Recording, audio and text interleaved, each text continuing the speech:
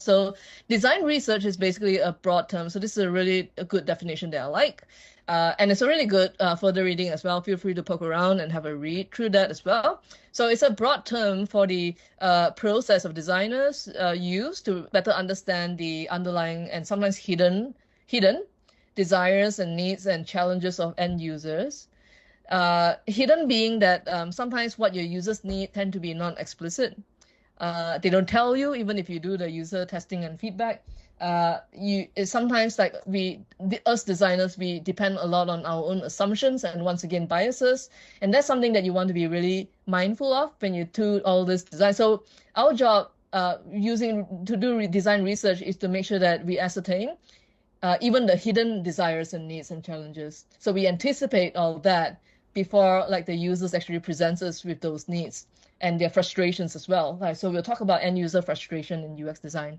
So also known as your target audience. So the designers not only endeavor to understand the individual, we also aim to explore the world around them and their experiences of it.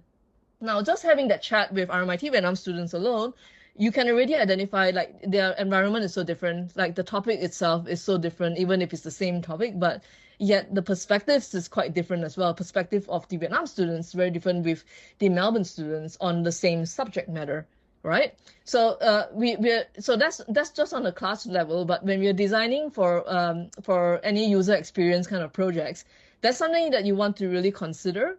And this project is particularly challenging because it's quite broad, because your primary audience is going to be potentially, aside from the general users, you won't have equally users from Vietnam and users from Australia as well, potentially experiencing your website. So you're going to have to cater to people from two different worlds, essentially, and their engagement and connection with the content that you're presenting, and the visuals too. So the design has to be considered for both groups of users as well. So that's an added challenge. So that's going to be a potential problem this semester we should need to solve.